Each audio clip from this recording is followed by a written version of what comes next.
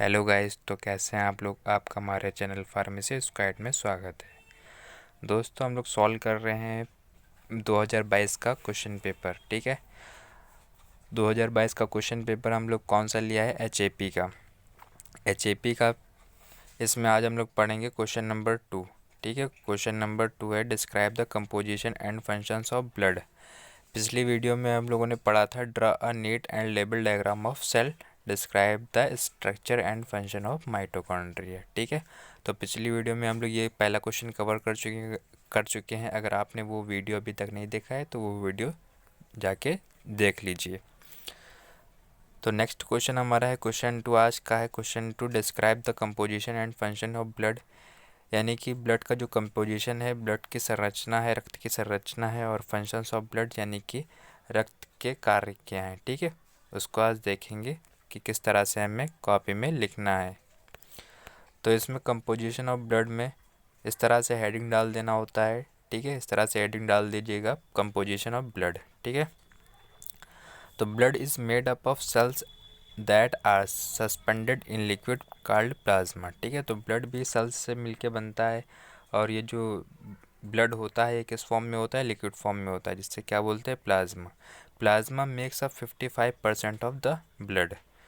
Next point हमारा है plasma is made of 90% water and 10% protein, lipids, carbohydrates, amino acids, antibodies, hormones and salts. ये सब कहाँ पे होते हैं? प्लाज्मा के अंदर होते हैं। ठीक है, प्लाज्मा में 90% वाटर होता है, 10% protein, lipids, carbohydrate, amino acid, antibodies और हार्मोन्स एंड साल्ट्स। ठीक है, blood cells make up the remaining 45% of the blood. Next point हमारा है red blood cells make up 99% of the cells. Next point हमारा है white blood cells and platelets make up the other 1%। ठीक है दोस्तों, हिंदी में ज़रा इन्हीं पॉइंट को देख लेते हैं कि हिंदी में कैसे लिखना है। तो सबसे पहले हमें हेडिंग क्या रहेगी? रक्त की संरचना। नंबर 1 पॉइंट है इसमें रक्त कोशिकाओं से बनता है जो प्लाज्मा नामक तरल से निलंबित होते हैं। सेकंड पॉइंट हमारा है प्लाज्मा रक्त का 55% हिस्सा बनाता है।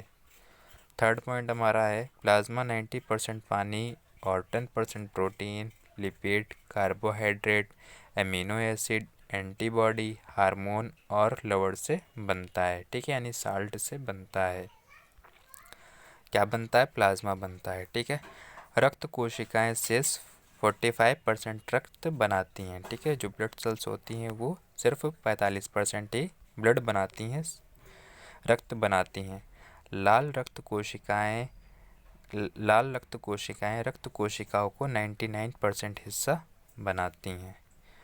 श्वेत रक्त कोशिकाएं और प्लेटलेट्स अन्य 1% बनाते हैं। ठीक है दोस्तों, तो ये कंपोजिशन ऑफ ब्लड के कुछ पॉइंट थे, और भी इसके कुछ पॉइंट हैं, तो इसको पहले इंग्लिश में देख लेते हैं, फिर हिंदी में देखेंगे किस तरह से लिखना है। ठीक है, ये भी कंपोजिशन ऑफ ब्लड है।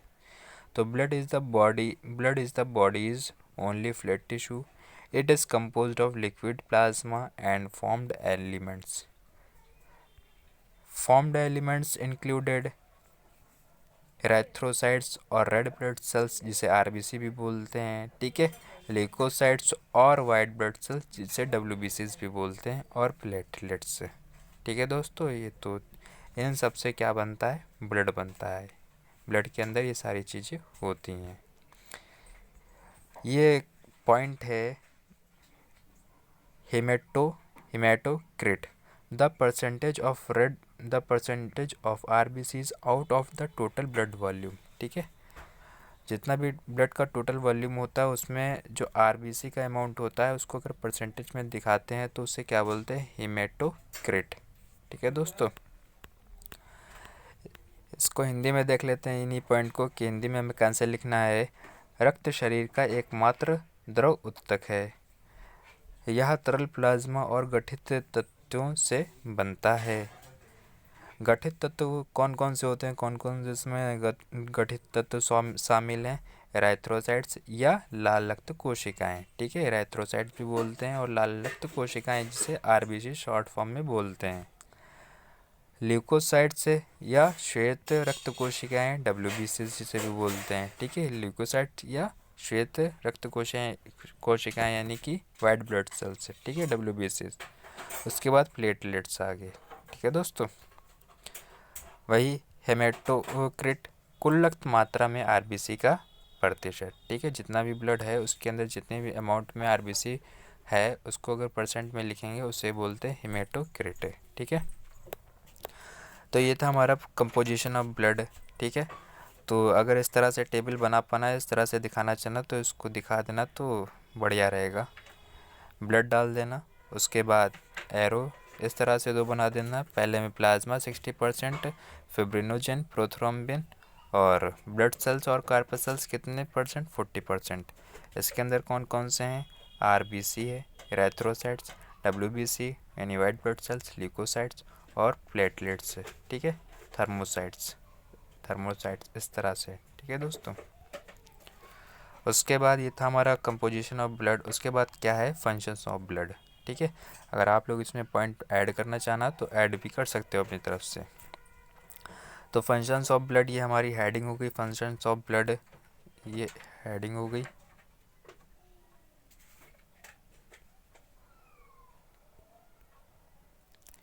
फंक्शंस ऑफ ब्लड ये हेडिंग हो गई हमारी। इसके अंदर क्या कौन कौन से फंक्शंस हैं, the functions of blood is our body, it transport oxygen from the lungs to the cells, ठीक है। ऑक्सीजन को ट्रांसपोर्ट करता है लंग्स से सेल्स तक, ठीक है। It carries carbon dioxide and waste product from the body cells to the lungs, ठीक है। जितनी भी वेस्ट प्रोडक्ट होते हैं जैसे कार्बन डाइऑक्साइड, ये क्या करता है, लंग्स के थ्रू बाहर निकाल देता है, ठीक है। उसके बाद हमारा नेक्स्ट पॉइंट है, it fight diseases and infections, ठीक है। ये क्या करता है, जितने भी डिजीजेस हैं या इन्फेक्शंस होते हैं उनसे फाइट करता है, उनसे लड़ता है, ठीक है। It regulates the body temperature, ये बॉडी टेम्परेचर को मेंटेन करके रखता है, रेगुलेट करके रखता है, ठीक है। ज़्यादा बढ़ने भी नहीं देता, ज़्यादा घटने भी नहीं देता है।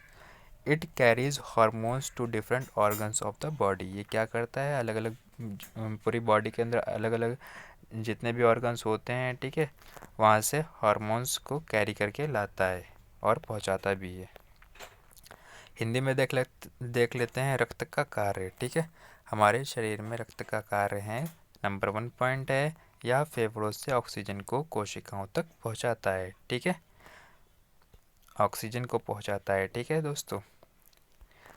यह कार्बन डाइऑक्साइड एक अपशिष्ट उत्पाद शरीर की कोशिकाओं से फेफड़ों तक ले जाती है, अपशिष्ट यानी वेस्ट प्रोडक्ट, ठीक है। उसके बाद यह बीमारियों और संक्रमण से लड़ता है, ठीक है। यह शरीर के तापमान को नियंत्रित करता है, 4th पॉइंट था। उसके बाद यहाँ पे क्या है, ये 5th पॉइंट है, इसको 5th पॉइंट कर लीजिएगा यहाँ पे। यह हार्मोन को शरीर के विभिन्न अंगों तक पहुँचाता है, ठीक है। यहाँ पे जिस हार्मोन की ज़रूरत होती है वहाँ पे ये ब्लड पहुँचा देता है। उसके बाद और भी ये फंक्शंस हैं ब्लड के, कोई और भी फंक्शंस है, ठीक है। तो 5 फंक्शंस पहले थे, यहाँ से 6 कौन सा है, supplying oxygen to cells and tissues, ठीक है। उसके बाद providing essential nutrients to cells such as amino acid, fatty acid and glucose, ठीक है, ये सब प्रोवाइड करता है ब्लड ही। Removing waste material such as carbon dioxide, urea and lactic acid, ठीक है। Protecting the body from infection and foreign bodies through the white blood cells. उसके बाद इन्हीं पॉइंट को हिंदी में ज़रा देख लेते हैं। कोशिकाओं और ऊतकों को ऑक्सीजन की आपूर्ति करना।